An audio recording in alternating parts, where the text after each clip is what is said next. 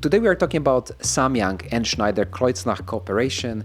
It's Samyang 14-24 f2.8, and if you're asking if that small and that inexpensive for what it is, a lens can perform really good, and if there's a catch, the answer is yes, there is a catch, and I will tell you about it a little later, so stay with me.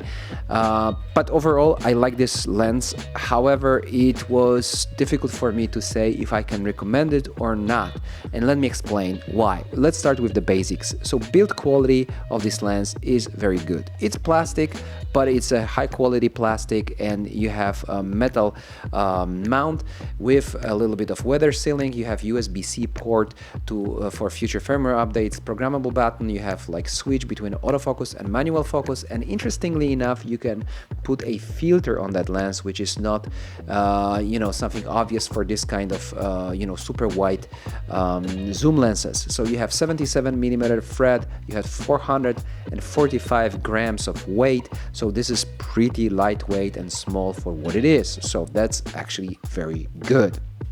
Now, talking about good things, Samyang claims that this lens is weather sealed, so it should be fine to to take it for trips like where it can rain, where there's dust and this kind of stuff.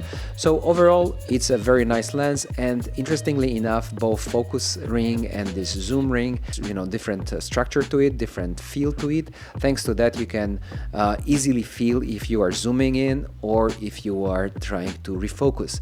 This is nice. It looks a little bit like old Tokina lenses, a little retro to me, but I don't care if to me it doesn't matter if I like it or not. It's just something very useful to have. So yeah, highly recommended when it comes to build quality. Now let's talk about most important category, which is sharpness, and that is a good news. 14mm, 2.8, straight right in the middle. This lens is actually sharp, and contrast is very, very well maintained. When you go to the corners, sharpness is still there, contrast drops, but I gotta say that I'm surprised. I was expecting something much worse there, and it's pretty okay. And stopping it just to 4.0 makes the sharpness and contrast actually perfect in the corners for 14mm or full frame camera. When it comes to 24mm, there's an interesting behavior here, because sharpness is still there both in the corner and in the center at 2.8, but the contrast drops in the center, but it is actually slightly better in the corner. Correct me if I'm wrong or I made some mistake, but at 2.8 this is the behavior, and again at f4 everything goes back to absolute normal, so both corner and center are perfect when it comes to sharpness and contrast. So that is actually a very, very good news. Distortion is something you would expect at 14mm. You have barrel distortion with a little bit of mustache effect, but not too much, so it should be very easy to correct. On 24mm, good news, the like distortion is practically invisible. It just works great. Now, let's talk about vignetting. This is the first catch, I would say, because in general, vignetting is not bad, both on 14 and 24mm, but at 14, you have quite dark corners.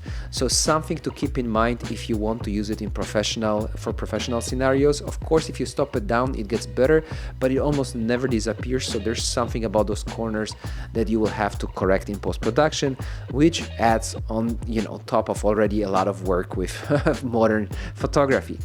Anyways, that's vignetting. At 24, vignetting is quite okay, very easy to, it's visible, yes, but it's quite easy to remove, and there's no dark corners right there. So that's something to keep in mind. Let's talk about close-up image quality, because this lens at 24mm allows you to come as close as 14 centimeters, so that's very close, and that's a good news that you have in the center of the frame. You have a sharp image and very good quality of image. There's a drop of contrast, so if you really want to have really good close-up images, just stop it down to f4 and the image is actually surprisingly really, really good. When talking about close-up, let's talk a little bit about the bokeh and like how does the autofocus part of the image, how does the autofocus part of the image look like. And that's another good news, it looks very well. It's not too busy, there's no like crazy effects there, it's pretty soft, it's pretty smooth. And though you would normally buy that kind of lens specifically for bokeh, if you want to use this f2.8, you actually can. It looks really, really good. Now the catch. Should I say about it now or later? Later. Now let's talk about work in the night or chromatic aberration, and I'll leave the catch for the end. So, chromatic aberration, invisible. Perfect, not much to talk about here, you can see for yourself. When it comes to performance in the night, so like coma or smudging, again, very well controlled. Night shots are really, really good from this lens. And if we are talking about night shots, like talk about star effect. Star effect is beautiful at f11. That's my favorite type of star at f11. It looks really, really nice. So if you want to put it on a tripod and take night shots of your city or city that is close from you, then you are good to go. Now, autofocus performance is really good on this lens. It is snappy, it is fast, it is responsive, and first of all, quiet. I tested it on A7 Mark IV, which is my favorite camera, and on A7 Mark IV, this autofocus system works perfectly fine.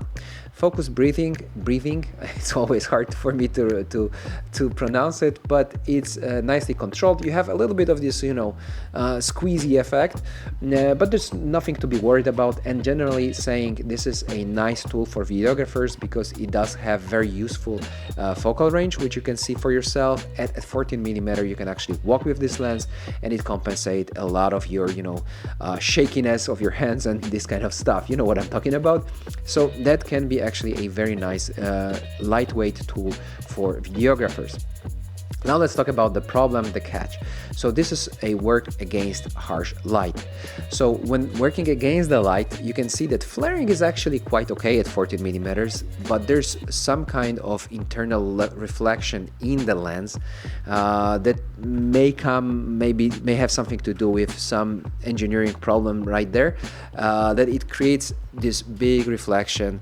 It's nothing, to be absolutely like, it's not a deal breaker, I would say, not at all, but you have to be aware of it. So when the light hits the lens at certain angles, you can see for yourself that both in case of sunlight and of artificial light, unfortunately it creates this yellowish halo effect that actually is impossible to get rid of in this case, because even if you stop it down, it only intensifies. It doesn't exist on 24, and that's a good news. So on 24 you are safe, and flaring looks absolutely standard and absolutely fine. But when it comes to 14mm, you have to be aware of that fact. And of course, if you just tilt your camera or pan your camera just a little bit to the left or to the right, the effect disappears, but it's something to be aware of, specifically in professional case scenarios. I like this lens. It's lightweight, it's small, it's cheaper than its competition, and it just does the job. Besides this like dark corners and this internal reflection in the lens, I really like to work with this Samyang Schneider Kreuznach product. It gives a very good value to photographers that are looking for this kind of lens, and like Sony lens is just over double of that price.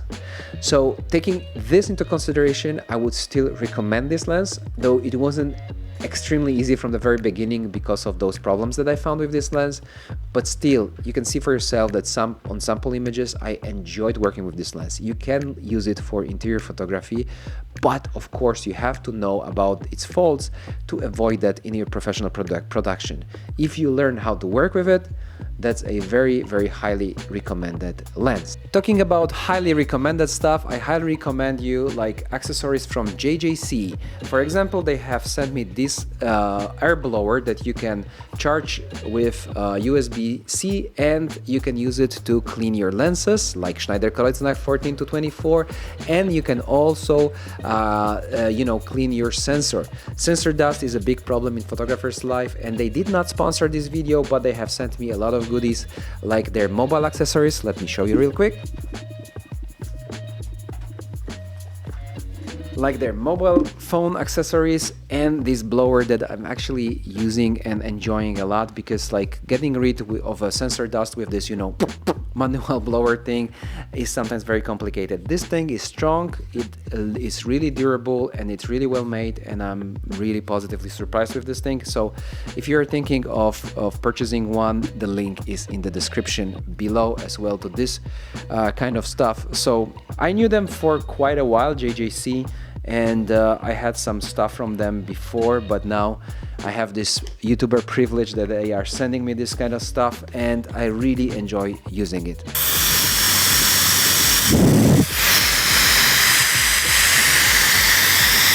This is strong! So, comes highly recommended, and I see you guys in the next one. And of course, don't forget to subscribe and leave thumbs up. Cheers!